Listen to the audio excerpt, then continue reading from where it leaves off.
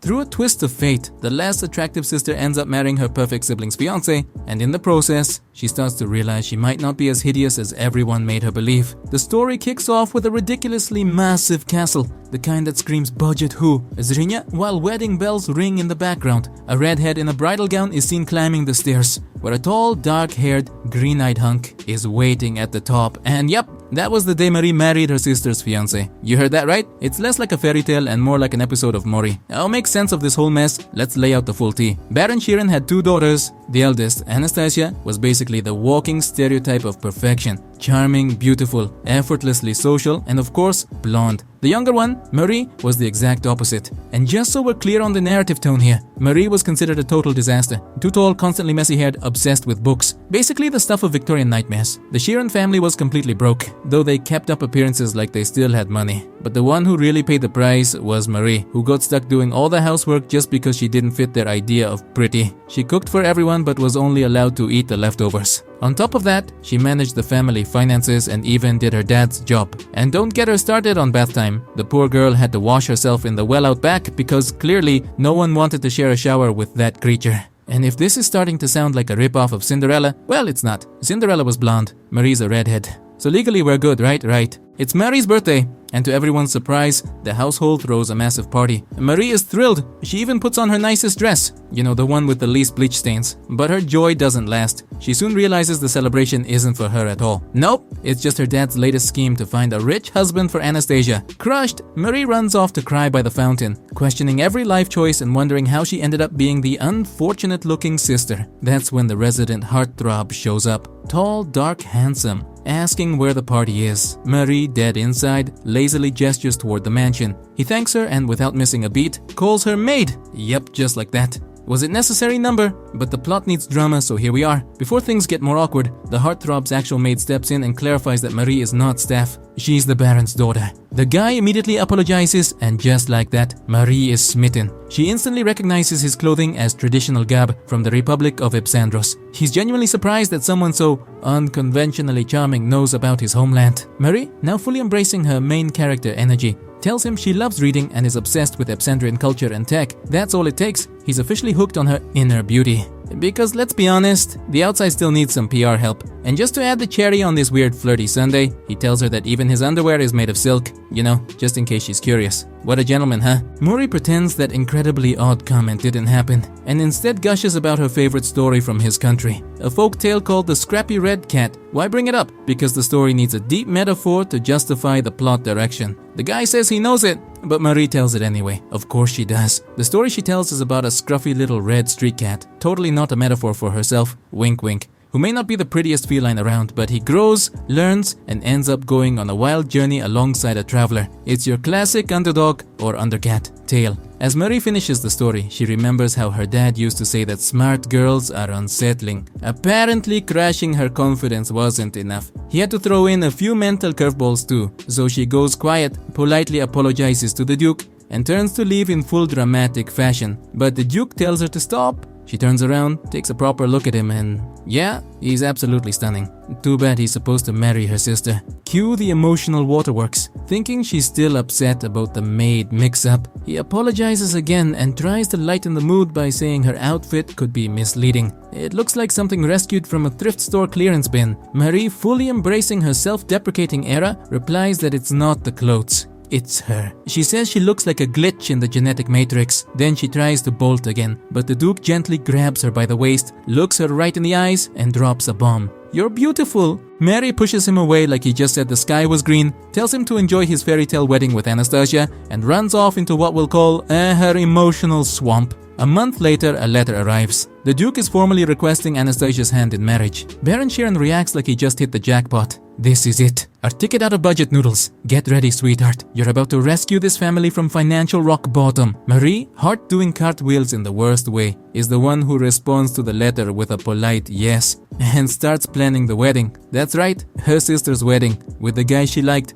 Big round of applause for Fate. Truly top tier comedy. And so the wedding prep begins. To be honest, Anastasia isn't exactly thrilled about marrying a complete stranger. What if he's one of those team always hot people? She wonders. You know, the kind who insists on cranking up the AC and still shows up to bed like they just ran a marathon. Yikes. Still, trying to be a good sport, Anastasia gives Marie a gift. A suit. Yep, a man's suit. But hey, since Marie is tall, slim, and supposedly lacking in charm, she figured it would fit her just fine. And the truth is, Marie did love her sister, or rather, she used to, past tense, because, well, she's no longer around. Let's just say the royal carriage ride to the wedding didn't go as planned. No need for gory details. Think of it like a fairy tale that took a sudden turn into a soap opera special. And yes, there was even a dramatic slap scene. Marie's mother, overwhelmed by the loss of her favorite daughter, decided to take it out on the one still standing. But surprise twist, the Baron steps in and warns her to chill out, saying she might leave marks. She shrugs and says it doesn't matter, and Marie's already visually challenging, so who would notice? But don't be fooled. This wasn't some heroic dad moment. Nope, the Baron had other ideas. Turns out the engagement gifts already sold, the money long gone, no way to return anything now. So the family comes up with a brilliantly awful idea. Since the Duke is now grieving, maybe they could send Marie over to keep him company for an evening.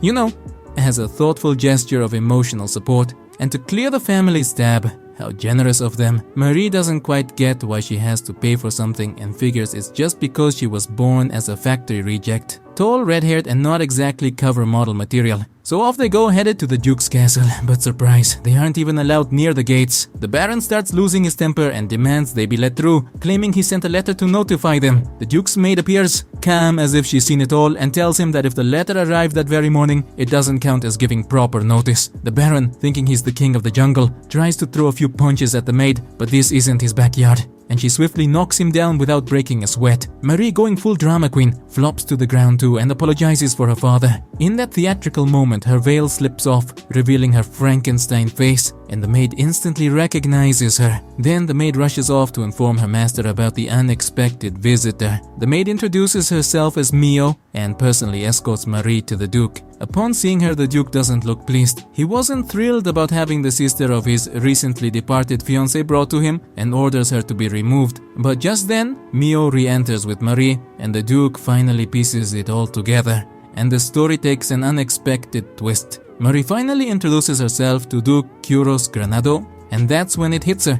He's the handsome chap she met on her birthday. Just when she thought her life couldn't get any more dramatic, the Baron decides to speak up like it's a brilliant plan and says that after the little mishap with the carriage, he figured the sensible thing was to bring his other daughter. Though he adds, without much tact, that yes, she's not exactly a beauty, but with a decent hood, no one would really notice much. That comment didn't amuse the Duke one bit. His face turned so serious you could almost feel the room freeze. To ease the tension, he politely apologizes to Marie, invites her to rest at the castle, and exits with grace, though with a vein practically popping on his forehead. Mio the maid escorts Marie to her room. Meanwhile, the Baron and Duke stick around to bicker about the matter of the gifts and the awkward situation overall. In the room, Mio serves Marie some tea, which she immediately recognizes as a traditional brew from the Republic of Epsandros. She can't resist dropping that cultural tidbit. Mio watches her and thinks that despite all the oddness, Marie is quite endearing. Just then, Duke Kyros walks in. Marie, nervous, apologizes for all the drama and inconvenience. He explains that he told his father there was no need to return the gifts or pay anything, then dashed off before he could change his mind. Marie figures she just has to grin and bear it like a good martyr, but he stops her suddenly and asks if her family treats her badly. Innocently, she replies no, they only give her a hard time because they care. Kyros asks her to drop the formalities and just call him by his name. Then he gets straight to the point. Why was she wearing those dreadful rags to the party? He suspects someone dressed her that way on purpose to make her look like a scarecrow and not steal the spotlight from his sister. Marie just freezes like a blue screen. She's so brainwashed, she's not sure if her life is a tragedy or a family sitcom. She tells him it's not that they treat her badly, it's just that she's plain ugly. Ugly like a maths problem done backwards, like the 7 times table in reverse.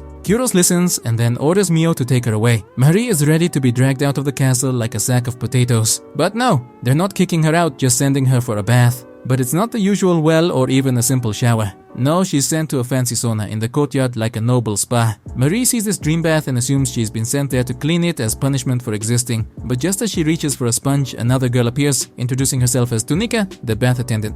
Sort of like the posh lady who looks after public loose, handing out paper and charging you candy, but in a deluxe version. Mio explains that she's no ordinary maid, but an expert in aesthetics. Basically, the mission is to give Marie a makeover, to go from walking disaster to presentable at last. Marie, with her servant mindset set still on, thinks she's there to clean the bath, but they patiently explain she's not cleaning the bath, they're cleaning her. She's placed in a tub fit for a spa commercial, and Tunika starts washing her hair like it's a VIP treatment. Surrounded by lovely scents, steam, and pampering, Marie relaxes so much she dozes off. The next scene is a full-on TikTok glow-up. Marie emerges in the hall, hair done, makeup on, dressed in fine clothes, looking brand new and soup stain free. Kuro sees her and thinks two very deep things. Glad he sent her for that bath. Tunika deserves a bonus, a medal, or at least a day off. Marie barely recognizes herself in the mirror. She's not sure if it's her or some deluxe cosplay version of herself. Kuros calls in Liu Liu, an elegant dark-haired woman like him, who strides in with sharp eyes. She gives Marie a once-over from head to toe, drops a well then, and admits she's looking quite the catch. Surprise, Liu Liu turns out to be none other than the Duke's mother, and like any bossy mom, she has to approve the engagement. After giving Marie the X-ray treatment with her eyes, Liu Liu delivers her verdict. Marie isn't ready. She says she lacks attitude, confidence, and that certain je ne sais quoi.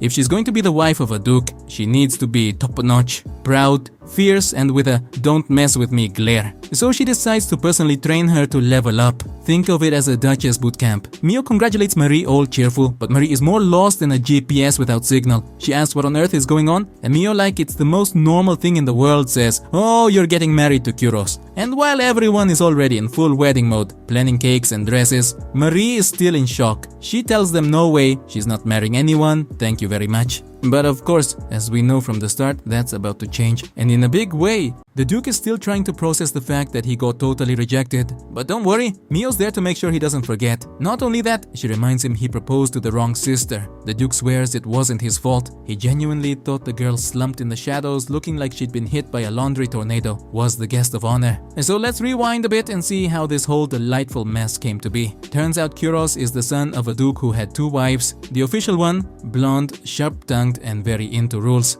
And then there's his real mom, a wandering artist named Liu Liu from Epsandros. One day, while little Kuros was running around the garden, he tripped and face-planted. Laura, the official wife, came over to help and offered him a sweet roll to stop the waterworks. Kuros wolfed it down like it was the last pastry on earth, and Laura was actually impressed. He looked up, cheeks full, and said something like, "Okay, what did you put in this? This is amazing." Laura chuckled, started warming up to the kid, and asked what else he liked. Kuros said, "Anything that makes the scale cry," and Laura admitted she also had a sweet tooth. Said baking helped her stop thinking about unpleasant things. A little awkward, but hey, to each their coping mechanism. She promised next time she'd make him chocolate chip cookies. It could have been the start of a wholesome Hallmark moment, but nope. The Duke later tells Lulu that since Laura hasn't had any kids, he's decided to make Kuros his official heir. Big news, right? Meanwhile, Laura is watching them from, was it a closet? A curtain? Anyway, somewhere dramatic. Let's just say she did not take it well. In fact, she got so upset she stress ate a chocolate cookie and washed it down with a suspicious beverage that definitely didn't come from the fridge.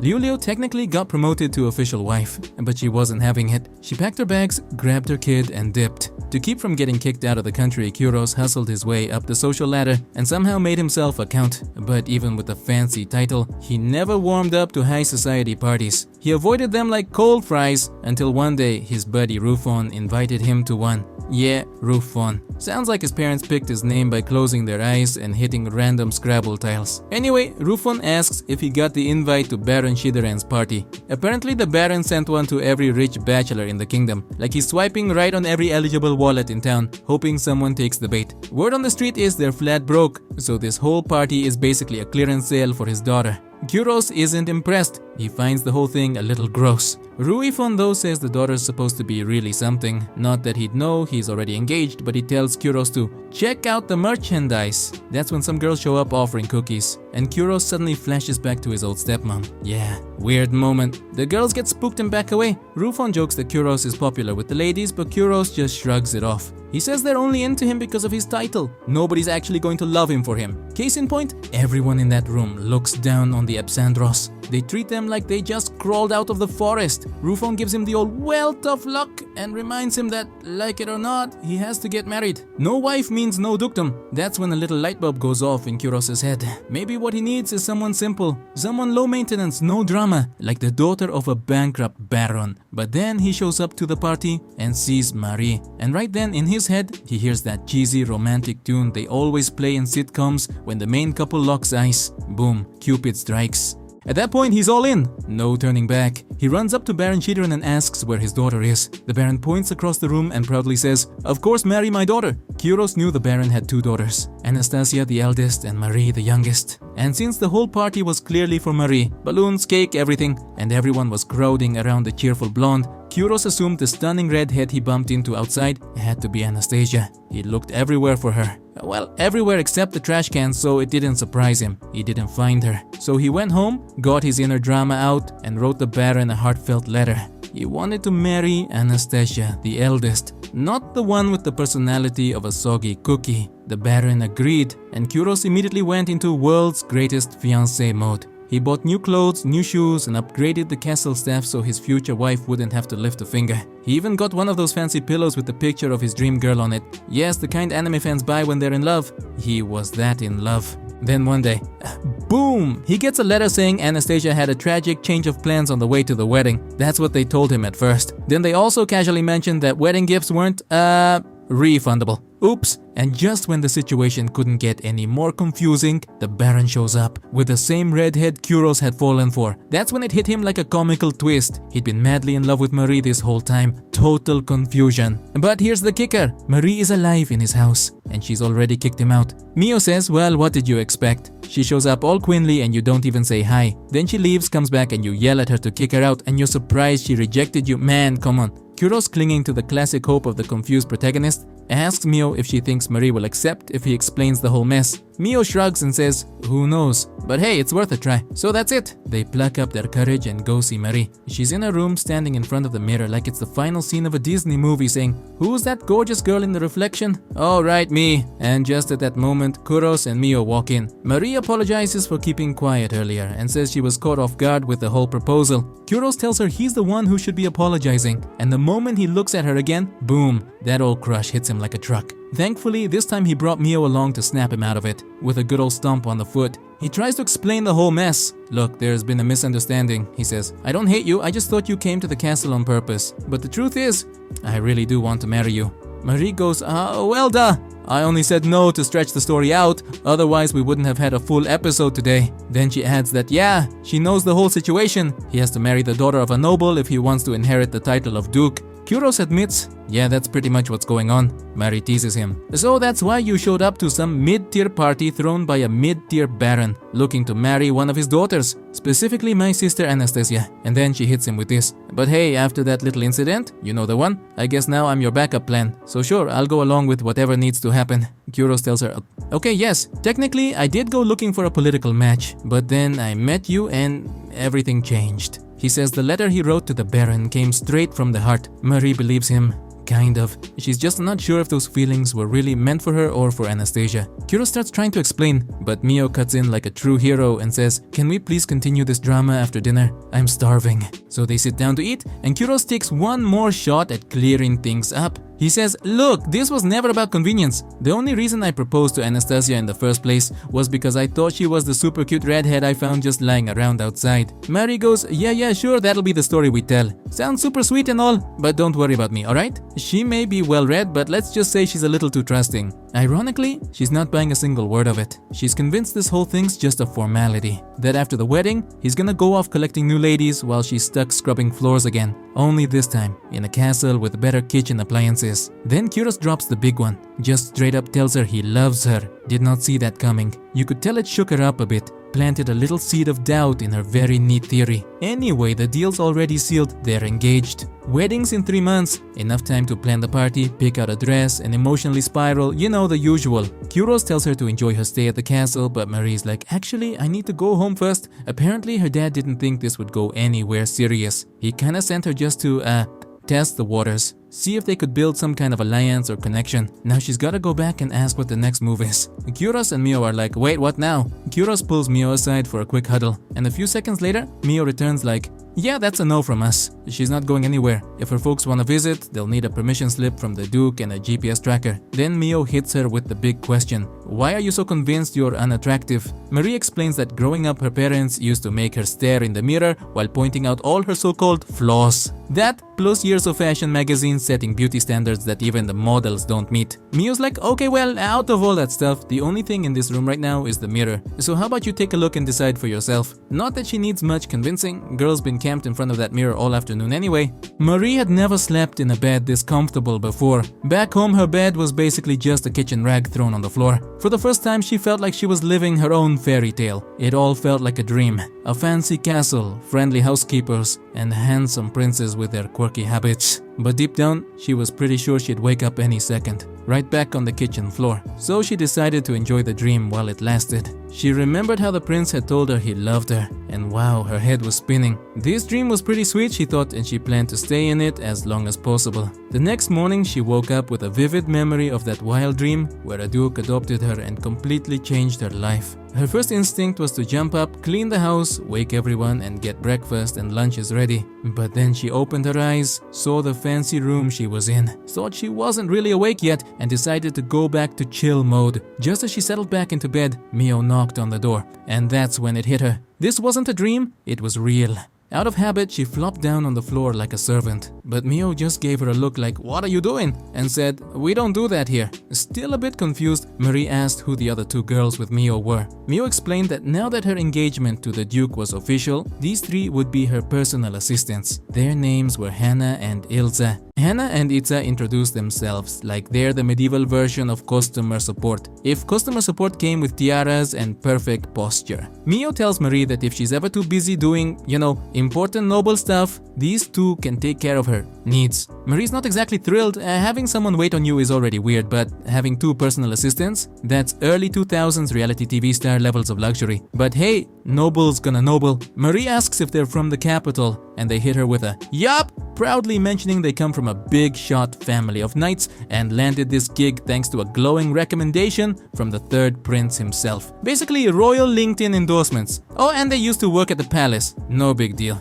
Marie's impressed. Who wouldn't be? Until both girls suddenly start giving her that look. You know, the one that says, "You smell like budget shampoo." It's the same judgy vibe she used to get from her parents. Mio, sensing the awkwardness level rising fast, swoops in to save the day and whisks her off to breakfast. And what a breakfast! Ham, sausages, pheasant terrine, duck pate, venison, you name it. Marie stares at the spread and goes, "All this for me? What is this, Noah's Ark, the brunch edition?" She's not sure she can finish it all. Mio, straight-faced, tells her if she can't handle it, just leave it. Very practical, very Iron Chef. But Marie's got that waste not, want not attitude, like a grandma who cries over uneaten mashed potatoes. So she suggests splitting it. Mio shuts that down real quick. Eating together is apparently another fancy pants privilege she hasn't unlocked yet. So Marie digs in solo and yep, it's amazing. She eats until her stomach can't anymore. Mio clears the table and Marie feels guilty. Half the farm went into that breakfast and she barely made a dent. It was tragic, delicious but tragic. Next stop, the dressing room.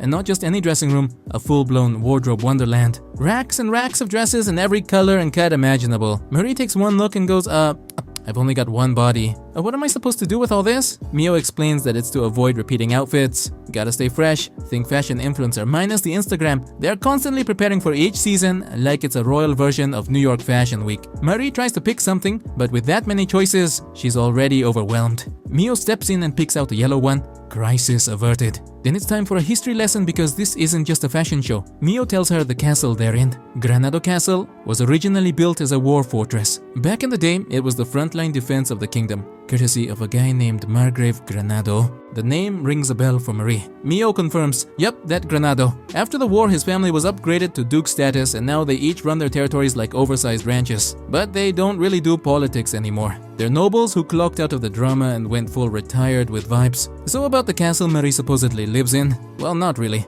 Turns out it's only used for special occasions like royal weddings or the kind of parties where even the cake needs a security detail. So yeah, she can actually live there. The silver lining, she's being relocated to a mansion. And not just any mansion, this thing has a production budget so high, it got the full 3D animation treatment. Honestly, if the house had an Instagram account, it'd be verified and already doing brand deals. Naturally, the place has everything: luxury, elegance, and probably a whole room just for folding hand towels. As Marie tours the place like someone on a real estate reality show, she bumps into a guy who looks oddly familiar. Plot twist, it's Thomas. And if you're sitting there wondering, who the heck is Thomas? Don't worry, you're not alone. Even the writers barely remember him, but Marie does. He's the guard who blocked her dad at the gate on day 1. She politely apologizes for her dad acting like he owns the place, and he introduces himself. Dibomov Thomas Tender, but his friends call him Tom because with a name like that, you need a nickname that doesn't sound like a Bond villain. Marie, being a bookworm who doesn't just read fantasy romances with dragons on the cover, recognizes the name Dibomov. Apparently, he was a hero who once helped colonize Luhav, kind of like a historical figure people still like, unlike certain conquistadors who won't be getting a national holiday anytime soon. Tom gets a little too excited sharing his hometown pride and gets real chummy real fast. Luckily, Mio shows up like the no-nonsense babysitter she is and reminds him this is a palace, not a cookout. Later, Mio shows Marie to her room. Marie, in full diplomat fanfiction mode, asks if Kuros is off traveling the world, making deals with big international powers. Mio's like, yeah, no, he does travel, but it's mostly to do business with the Republic of Epsandros. So more local taco truck than global franchise. Marie's confused, understandably, because the house is filled with art and crafts from every corner of the globe.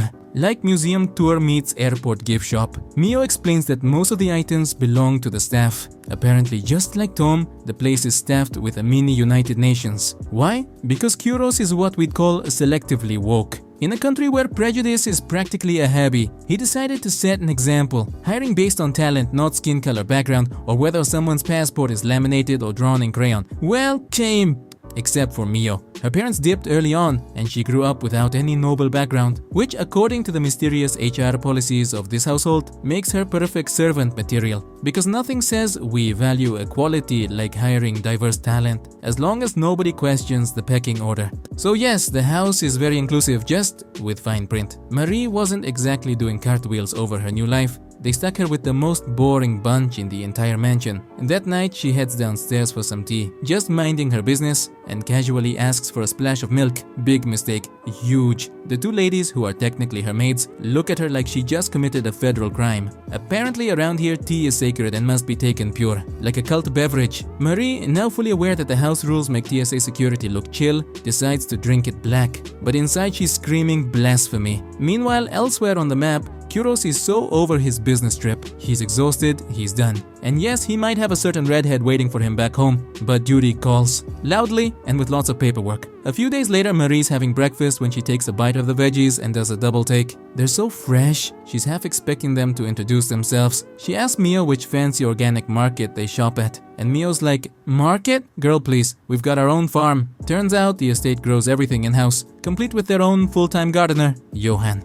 Marie wants to check it out, but Mio's too busy, probably saving the whales or ironing shirts with a lightsaber. So she tells Marie to go with Ilse and Hannah instead. Ugh, the drama twins. Not ideal. Marie heads to the garden and finds Johan prepping some tomato plants. Apparently the tomatoes have very specific vibes and must be relocated because, well, they're basically the Mariah Careys of the vegetable world. But surprise, Marie already knows all this. She used to grow her own veggies back home to help her parents save a few bucks. And she's very aware tomatoes are basically drama queens in plant form, super sensitive and easily offended. She even asks about proper spacing so they don't feel crowded. Johan is impressed and offers to show her. She happily follows him until she hears those two vipers, Ilse and Hannah, mocking her, and poor Johan too. Marie takes a deep breath and swallows her frustration like it's milkless tea. She wants to step into the garden, but those cute little shoes the Duke gave her, not made for soil, so she holds back. That night, she's still tossing and turning with frustration and decides to get some water. On her way, she spots a light on. Naturally, she peeks in, half expecting to catch a secret midnight cult meeting or something, but nope, it's just Kuros waiting for dinner like a loyal room service customer. He sees her and waves her in, asking her to keep him company. She sits and he hits her with a smooth compliment. We haven't seen each other in 4 days.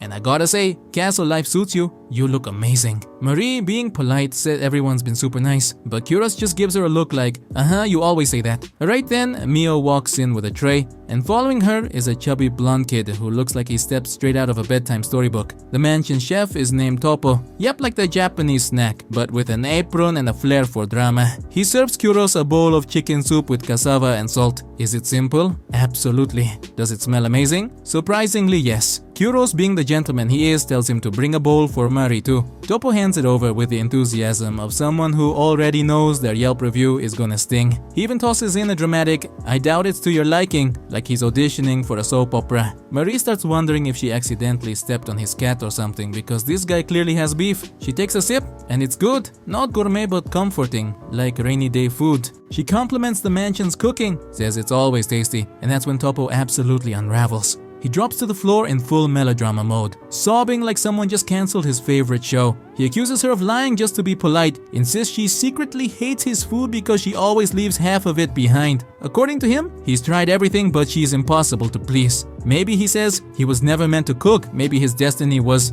pouring cereal. Marie, now in full diplomatic panic mode, tries to clear things up. She explains it's not that the food is bad, far from it. She just feels guilty not finishing it. Portion guilt. It's real. Kuro's watching this whole emotional roller coaster like it's dinner theater. Asks Mio if she ever helped Marie figure out what she actually likes. Mio says she tried, but Marie just can't bring herself to say she dislikes anything. Not food, not clothes, nothing. Marie insists she loves it all. But unfortunately, she's only got one stomach, not a TARDIS. That finally gets through to Topo. He wipes away the tears, does a full emotional reset, and boom, back to sunshine and rainbows. Kuros tells Marie not to take the waterworks too seriously. Topo's a regular crybaby. He probably sheds tears over oatmeal. But hey, now that he's back on his feet, he's off to get dessert, a giant apple pie the size of a car tire. Kuros explains that the real issue is Topo thinks everyone eats like him, which is optimistic. That's why every meal comes in family of giants portions. Topo returns, dishes out pie slices like pizza wedges, and Kuros invites him to sit down and join them.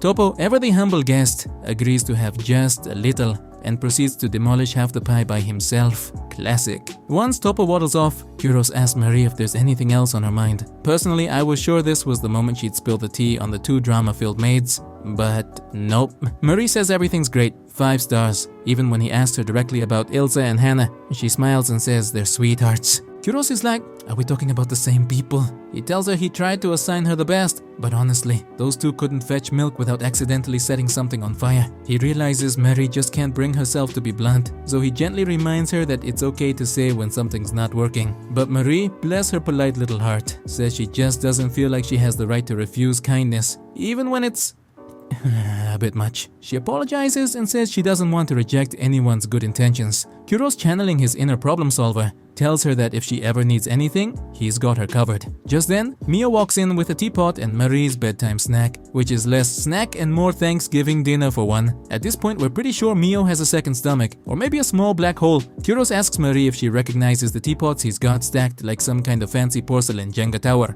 She's like, oh nope, never seen that contraption in her life. So he explains it's a special kind of teapot from Epsandros. Basically, there's a candle underneath that heats the water, which lightly toasts the herbs. Then you pour in the hot water, let it steep, and bam, tea a la drama. It's tradition, he says, that while they wait for the tea to do its thing, they sit and talk, get to know each other. Real heart-to-heart kind of moment, so he asks her to tell him more about herself. And Marie immediately hits an existential wall, because the most exciting thing she's ever done is play word games with her sister. Hardcore stuff. Trying to pivot, she suggests playing one of those word games, but then realizes, wait, maybe asking a duke to play word tag isn't exactly high society etiquette. Kuros is totally down though. He just adds one rule, only use words about things they actually like, makes it more personal. For those who haven't played, here's the gist. One person says a word and the next has to say a new word starting with the last letter of the previous one. Easy peasy. Kuros, ever the romantic, starts with Marie. She points out that the next word has to start with an E, so he switches it up to rice pudding, which is way more on brand for him anyway. She chains it with Epsandros and its legends, which sends Kuros into a nostalgia spiral. That's what they talked about when they first met. He suggests they visit the library later to read a few of those tales. Smooth. Then he drops creamy cheesecake and she fires back with new zucchini. And that's how it goes. He keeps naming sweets, she keeps naming veggies. Honestly, it starts to sound like the world's weirdest grocery list. It's Marie's turn with an L, and since she's now caught the romantic bug, she blurts out Lord Kuros, but then instantly regrets it, gets flustered, and scrambles to replace it with lots of smooches I wish you'd give me, which is definitely not less awkward. Before Kuros can even react, Mio cuts in like a sitcom side character with perfect timing. Your tea's burnt, she says. They pour it anyway, and yep, it tastes like someone steeped regret. Kuros asks Mio to bring some milk and sugar so it's at least drinkable, and she snaps back, you two have spilled enough sugar already. Touché, Mio, touché.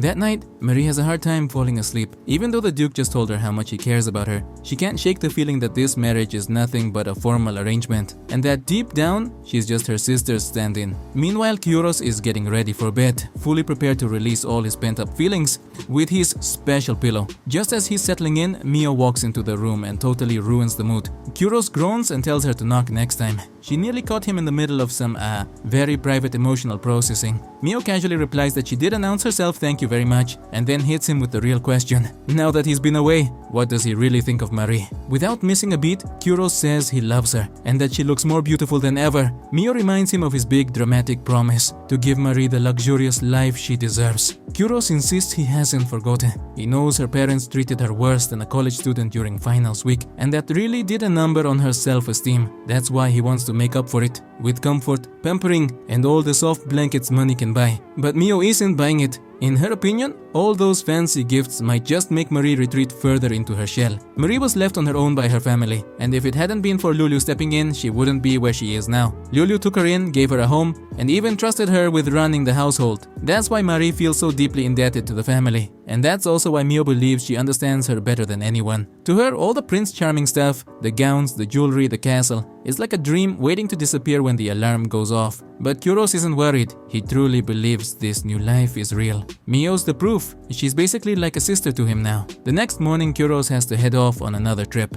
Before he leaves, he asks Mio to look after Marie and do whatever it takes to help her feel more at ease. Mio agrees, though in her head she's thinking, great, babysitting duty for two emotionally constipated lovebirds. I got this. Kyuros, after all that talk about love and feelings, is finally ready for some quality time with his pillow of emotional support, so Mio leaves him to it. The following morning, she brings breakfast to Marie. This time the serving is just right, no over-the-top feast, and for the first time, Marie finishes her meal without feeling guilty about wasting anything. Mio pours tea and asks Marie if she can join her for a while. Of course, they can't sit at the same table during official meals, but nothing stops them from having tea together. Marie loves the idea. She really likes Mio's atmosphere, although she thinks that if Mio has time to hang out with her, it probably means Kyuros has already left on his trip. But Mio clarifies things. No, she's still packing. She just swapped duties with Ilsa and Hannah, so they'll be the ones taking care of the master for now. Marie thinks it's probably for the best. Those two might like the job better. At that moment, Topo bursts in, excited about his latest culinary masterpiece, a snow-white flan made with almond flour and fresh milk.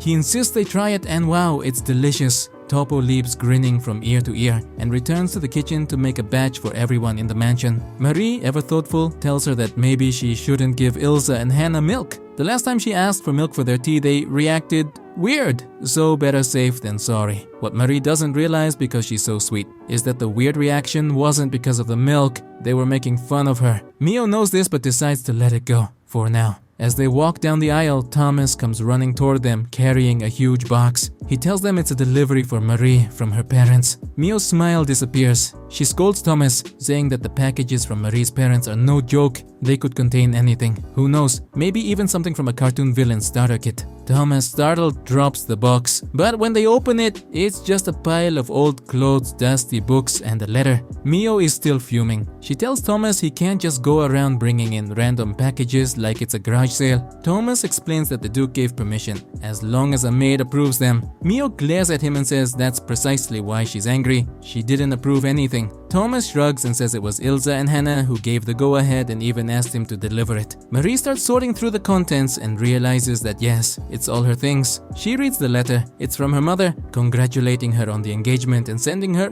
things so she can properly clean the Earl's house. Wow, sweet as ever, right? From the hallway, Mio hears the unmistakable sound of smug laughter. Ilsa and Hannah, of course, and so she storms out to get them out of the room herself, no questions asked. Meanwhile, Marie finds something in the box that hurts her a little more than everything else. Her favorite story, the one about the cat she used to take care of, but now it's crumpled, deformed, as if it meant nothing. Mio storms back into the room, dragging the two scumbags by their wrists and ruthlessly throwing them to the floor. Outraged, of course, they yell at her. How dare you treat them like that? You're just a simple maid. Mio raises an eyebrow and reminds them of a small detail. They're maids too. Shocking, isn't it? According to them, they're not the same because they once worked for some bigwig in a fancy place. Very mysterious, very sketchy, and that apparently makes them superior beings. Mio immediately dismisses this, reminding them that in this house, house, she's the one in charge. They don't believe it. In their heads, they demoted her just to serve the daughter of a failed baron. But Mio tells them that she chose that job herself. And that's when they cross the line. The two of them start spreading the nastiest gossip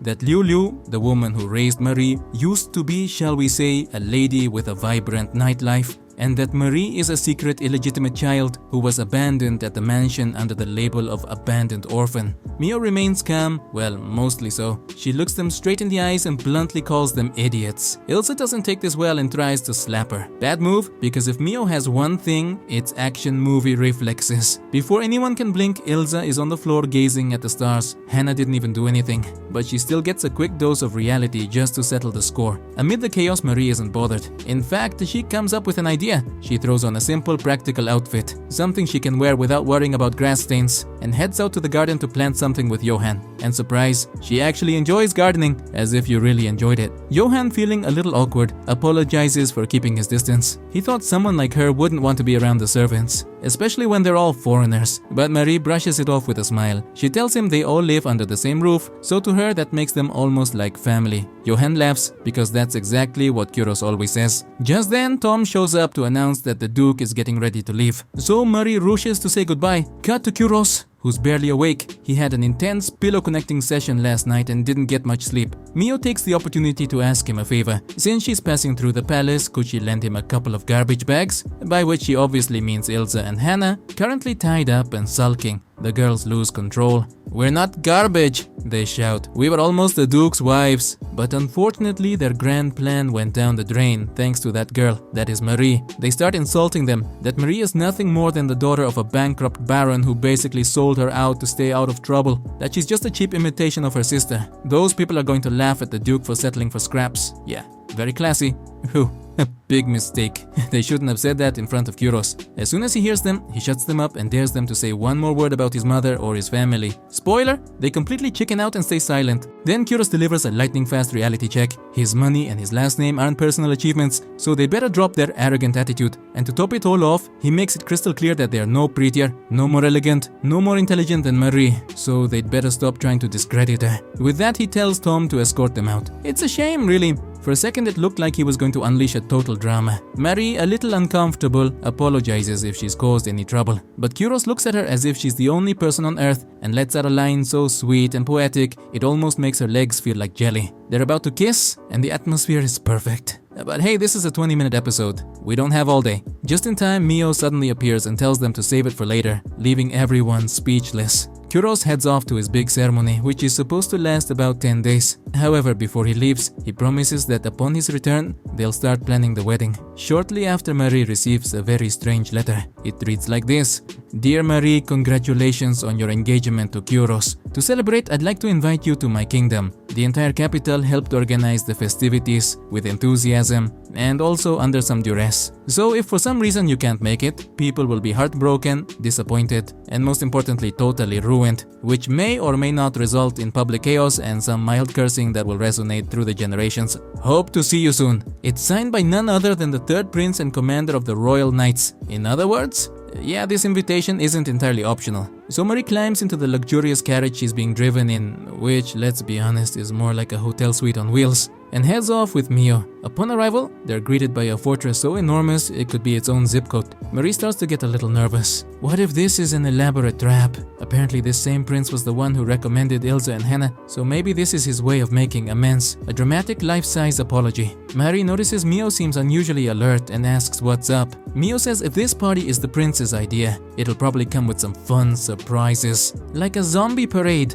or onions being thrown at them, or even a room full of jello. Honestly, the guy sounds less like a prince and more like a fourth grader on too much sugar. Still, Mio tells her not to worry. He may be weird, but he's nothing compared to her parents, so she should just relax and enjoy the festival. She gives Marie a meat skewer and tells her to start eating. Marie wonders if they should greet the prince first, but Mio shrugs and says he probably hasn't even arrived yet. But Marie isn't too sure. She's never really understood that guy. He's eccentric to say the least. She thinks maybe Mio is just being dramatic. The whole event seems huge, and Marie figures it could be for someone else in the royal family. But Mio insists no, this is way too elaborate for a side character. And the weirdest part, no one at the mansion heard a peep about it, which means the whole thing was likely kept under wraps. That only makes her more suspicious. Then Mio spots someone in the crowd. Lord Luifon. Yep, the silver-haired guy dressed like he just stepped out of a military anime convention. Mio says she's going after him and tells Marie to wait right there. Marie wants to go with her, but Mio warns her it could be a trap, a classic decoy situation. So she tells Marie to stay put and not talk to anyone, no matter what. Marie gets ready to go full statue mode, not even moving a toe. But then the vendor at the next stall tells her she's kinda blocking the space. It's an apple stand, and there's a sign offering a fun little game. Peel the apple. It actually sounds kind of fun to Marie. She says she wants to give it a try. The vendor raises an eyebrow. He's clearly surprised a noble wants to do something so down to earth. Marie remembers what those two mean girls said about her earlier and suddenly worries people might make fun of Lord Kuros because of her. So she backs off and says never mind. The vendor, clearly not having it, says, come on, don't overthink it. You wanna play? Then play. He hands her an apple and explains the game. She has to peel it before time runs out. If she pulls it off, she wins a whole box of apples. Jackpot. Marie gets ready. The vendor starts the countdown. 1, 2, and boom, some random guy swoops in and steals her apple. Doesn't even apologize, just takes a bite and says it's pretty good. The vendor glares at him. Dude, you just ruined her game. The guy casually replies, it was just a little prank. She's my buddy's fiancé. Figured I'd mess with her a bit. Right then, Mio runs up, dragging the actual Lord Luifon with her and points at the guy. That's the real Luifon! Lord Luifon makes his grand entrance, but since that name is a bit of a tongue twister, we'll just call him Lord Louis. Mio calls him out for not introducing himself earlier and says they were this close to leaving. Louis apologizes and offers to take them to the noble's buffet. The thought of being surrounded by folks like Hannah and Ilza makes poor Marie's skin crawl. Louis notices and reassures her they won't be there. He also apologizes for recommending them in the first place, claiming he had no idea they were such drama magnets. Marie says it's not just them, it's all the other fancy folks that'll be there. So Louis suggests going to a sword fighting exhibition instead. Marie's not sold on that either, and Mio tells her, if you don't wanna go, don't force yourself. But Louis presses, saying it's one of the best competitions in the world. Under that kind of pressure, Marie can't exactly say no. Louis is thrilled she changed her mind and brags that his sword skills are unmatched. So much so that even Kuros has complimented his technique. Wait, what? Anyway, they head to a nearby coliseum for the tournament. Louis is excited. He loves the crowd energy. He recalls how last year they went to a place so thrilling that he may have dozed off. Lord Kuros had to wake him up by giving his cheeks a friendly little squeeze. Sure, Marie whispers to Mio. Is it just me, or is this guy low-key trying to steal my man? Mio's like, kinda. Then she stands up and announces she's off to grab something to eat because this girl, she's got an Olympic level appetite. The fighters enter and one of them, a guy in jet black armor, registered at the very last minute. Wonder who he could be. Marie asks Louis if he's known Kuros for long. Louis says, since school. They actually had a fist fight on the very first day. Louis used to judge everyone by their social rank. He was a prince after all. But Kuros, who was second in line in terms of status, told him to knock it off and called him, let's say, a bit of a snob. Louis threw the first punch, Kuros threw one back, and somehow, that's how their beautiful friendship began. The Black Knight wins his match and being a gentleman, checks on his opponent afterward. Oh, so wholesome. Louis asked Marie if that display of chivalry made her heart flutter like it does for everyone else. She shrugs and says, not really. Watching two guys fight isn't my thing, especially since, knowing my luck, I'd be the one accidentally catching a stray hit. Louis tells Marie not to be such a buzzkill and asks why she even agreed to get engaged to Kuros in the first place. That little jab reminds her that deep down, she's basically just filling in for her sister's spot. The final match begins, and with a couple of clean, precise sword strikes, Kuros, well, the Black Knight, takes the win. Before collecting his trophy, he makes sure his opponent is okay. Marie watches and thinks that maybe, just maybe, she could enjoy these matches, at least when it's that night fighting. Mio overhears and says, well, that's lucky because that night is plot twist your fiancé. What? Are you telling me it's been Kuros this whole time? Marie can't believe it, but Mio swears his moves are identical and proves it. Marie stands up and shouts, Kuros, if you handle a sword that well, no wonder you can sweep me off my feet. Everyone hears her yell, but the real kicker is that she called him by name. The Black Knight removes his helmet and sure enough, it's Kuros. The ladies in the audience lose their minds, to the point where staff has to come out and set up caution, slippery floor signs. Marie is no exception. Louis had been planning this reveal from the start, and every second was worth it just to see her jaw drop. Later, Marie is walking through the halls when she spots a massive lane. She asks the last person what the deal is, and the woman explains that everyone's here to try their luck flirting with the Duke, since his fiancée is no longer in the picture.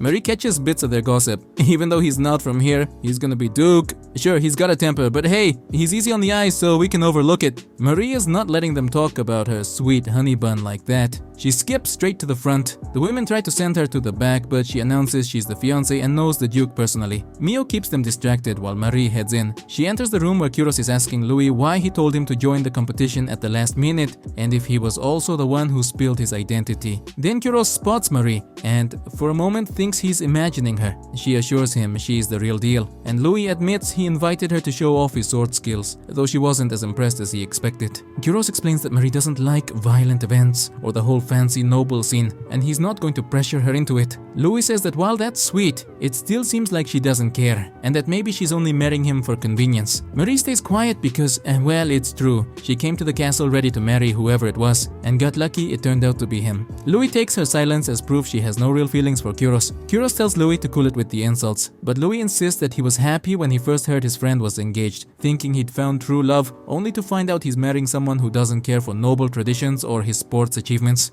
Kyros grabs Louis by the collar and warns him he's this close to crossing the line. Louis smirks and says, "Took you long enough," teasing him about looking all lovey-dovey, then adds that he's gone soft, because back in the day, he would have already thrown a punch. Kyros calmly points out that he's never been the one to strike first, and he's not about to start in front of Marie. Louis, not missing a beat, reminds him that he's also never beaten him in a sword match or in Smash Bros. Kyros Fighters Back, that he only let him win so he wouldn't bruise the little prince's ego. So they decide to settle things in the Colosseum with a sword fight, although the way they describe it keeps sounding weird, so they just settle on, "We're gonna fight outside." Marie steps in, telling Kyros to look at her and reminding him this isn't who he is. She admits Louis wasn't exactly lying. Yes, she would have married whoever she was paired with, but what really gets to her is when people talk badly about him.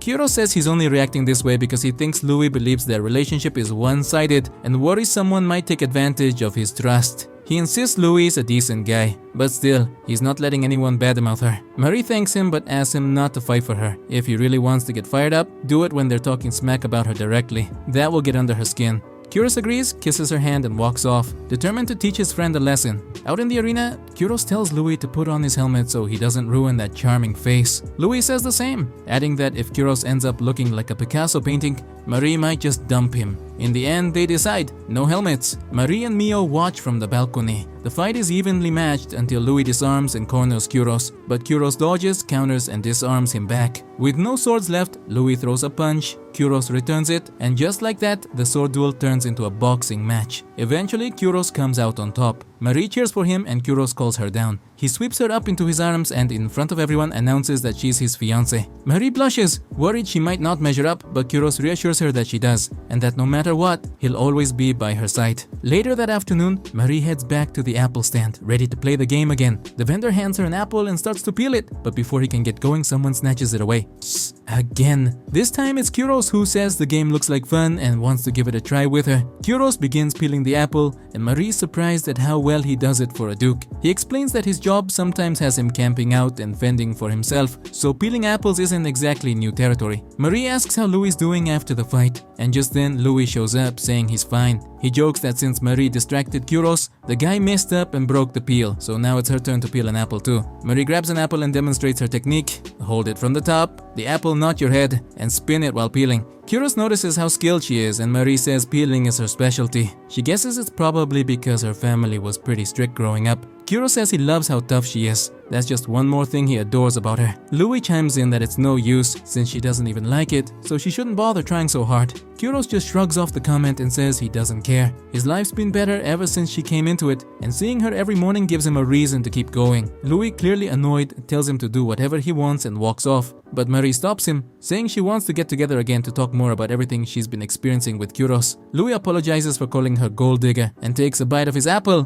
but it turns out it was a prank by Kyros, and the apple was fake. Louis reminds him he's a prince and threatens to have him arrested for pulling those kinds of jokes. Marie just shakes her head and says, "Yep, your friend's definitely a little nuts." After that, it's time to head out. Mio tells Marie she needs to sort out some things with Kuros, so she's sticking around a bit longer, but she promises to send Marie back in an Uber. Kuros says goodbye to Marie and admits it's the first time he's ever beaten Louis, and it only happened because he was fighting for her. He vows he'll do everything he can to make her happy. Before leaving, Marie works up the courage to give him a kiss, but just on the cheek, so don't get too excited. She's so shy about it that she hops into the carriage and tells the driver to get moving. Kuros calls after her, "Say goodbye properly," but she doesn't even slow down. On the way, Marie thinks about how she's just 2 months away from marrying her late sister's fiance and hopes their marriage will be a real-life fairy tale. Meanwhile, Mio hands Kuros a letter said to be from Marie's parents. He looks it over and asks Mio how sure she is that it's really from them. Mio says she checked the handwriting and has no doubt. Then Kuros wonders if the Baron and his wife are actually Marie's real parents. I mean, with them being blonde and Marie a redhead, wouldn't you find that a little suspicious?